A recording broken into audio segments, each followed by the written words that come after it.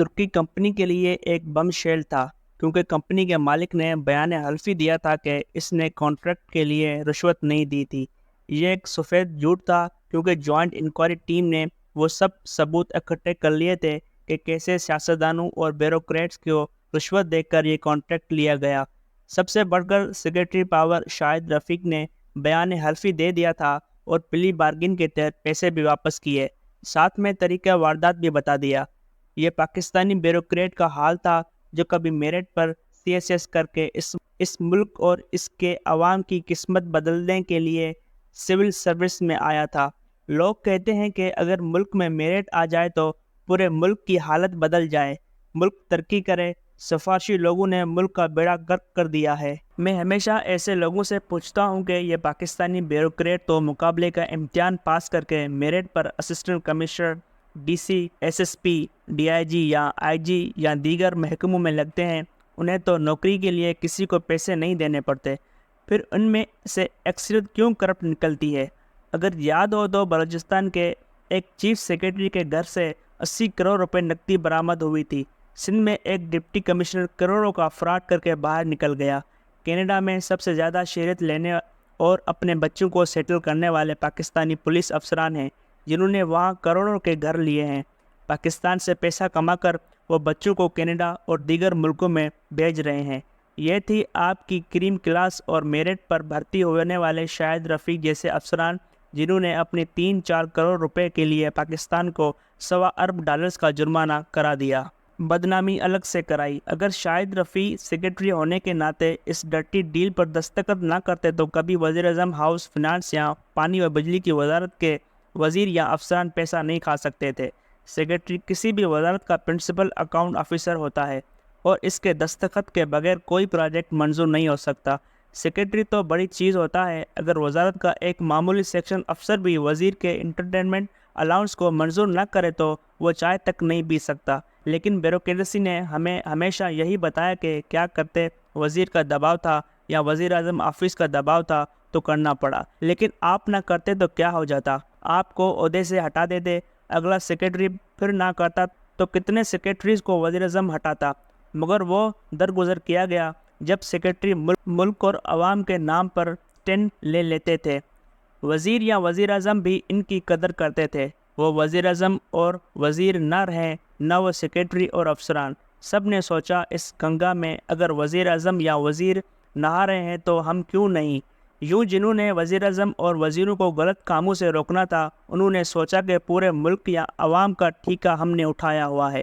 لوگ نعرے ان وزیر اعظم اور وزیروں کے مارتے ہیں، انہیں کندھوں پر اٹھاتے ہیں، ووٹ ڈالتے ہیں، ان کے لیے آپس میں لڑتے مرتے ہیں، انہیں اپنا مائی باپ مانتے ہیں۔ عوام اگر لٹ کر خوش ہے تو ہم کیوں ان کی مفادات کا تحفظ کریں؟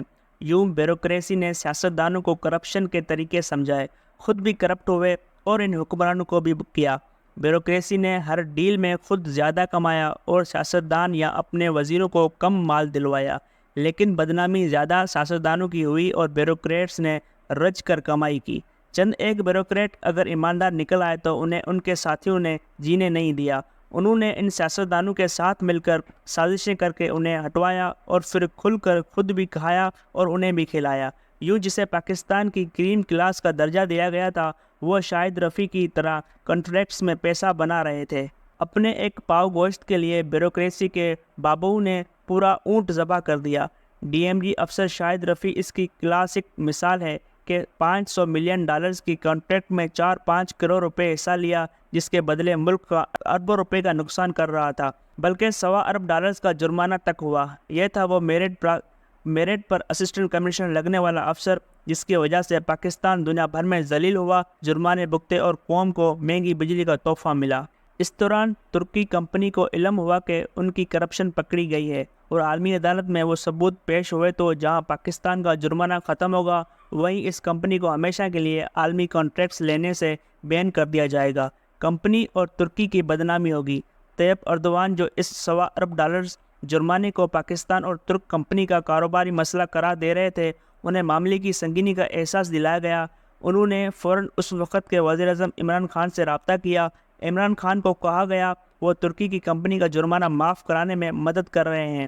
عمران خان بھی فوراً تیار ہو گئے اور فوراً ہی اعلان کر دیا کہ ترک بھائیوں نے کیسے پاکستانی کے مشکل حالات دیکھ کر اپنا جرمانہ معاف کرنے کا فیصلہ کیا۔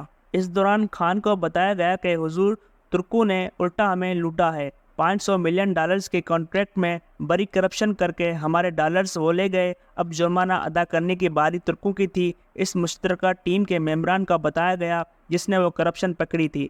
اس پر عمران خان نے کہا کہ اس ٹیم کو منہ بند کراؤ، اگر زیادہ ہی مسئلہ ہے تو انہیں 20 لاکھ روپے انعام اور پاکستان میڈل دے کر جان چھڑاؤ۔ ہم نے طیب اردوان کو اکانومیٹ کرنا ہے۔ ان دونوں وزیر اعظم عمران خان، طیب اردوان، ایران، ملیشیا اور قطر مل کر سعودی عرب کے خلاف ایک بلاک بنا رہے تھے۔ طیب اردوان نے عمران خان کی سعودی حکمرانوں سے تعلقات کی خرابی کو استعمال کیا اور نیو یارک کی ملاقات میں عمران خان کو سب سے زیادہ پروٹوکول دینے والے طیب اردوان تھے۔ وجہ وہی تھی کہ کس طرح ترکی کی کمپنی کو عالمی عدالت سے بچایا جائے، ورنہ ترکی اور ترکی ٹھیکیداروں کی بڑی بدنامی ہونی تھی۔ عمران خان نے ایک لمحے کے لیے اس بات کی پرواہ نہ کی کہ جب ہم مشکل میں تھے اور دنیا بھر سے ڈالرز مانگ رہے تھے، اس وقت ترکی کی کمپنی نے پاکستان پر کیس کر کے $1.25 ارب جرمانہ کرا کے مختلف ملکوں میں لوکل عدالت میں کیسز کر کے پاکستانی اثاثوں پر کنٹرول کے لیے کارروائی شروع کرا دی تھی۔ پاکستان باری دنیا میں اس عالمی عدالت کے فیصلے سے یہی تاثر بنا کہ یہ کرپٹ قوم ہے اور وہاں کرپشن کے بغیر کچھ نہیں ہو سکتا۔ ان عالمی عدالتوں میں پاکستان بارے ایسی نگیٹو رائے بنی کہ ان دنوں پاکستان نے عالمی عدالتوں میں مقدمات ہارے اور اربوں کے جرمانے ہوئے۔ وجہ وہی تھی کہ پاکستان کا عالمی عدالت میں تاثر بن گیا تھا کہ یہ کرپٹ ملک ہے۔ ہمارے پاس اچھا موقع تھا کہ ہم عالمی عدالت میں پاکستان کی پوزیشن کلیئر کرتے اور ترکی کمپنی کو سزا دلواتے، اس پر جرمانہ کرواتے۔ الٹا ہم نے خود کو ایک دفعہ پھر ترک کمپنی کی کرپشن کے ثبوتوں کے باوجود اسے کلین اور خود کو کرپٹ ثابت کرا دیا اور آپس میں معاہدہ کر کے $1.25 ارب معاف کرا لیے۔ عمران خان اسی میں خوش رہے کہ ہمارے ساکھ کی خیر ہے، ترک کمپنی پر حرف نہ آئے۔ یوں $1.25 ارب بچا کر ہم پاکستان کی عزت اور ساکھ کا سودا ترکی میں اس کمپنی کے ساتھ کر آئے جو ویسے بھی بچ جاتا، لیکن ہم نے ترکوں کی پیٹھ نہیں لگنے دی، جنہوں نے عالمی عدالت جا کر ہمارے پاکستان پر ہزارہ الزامات لگا کر ہمارا لباس کیچڑے سے داغ کیا تھا۔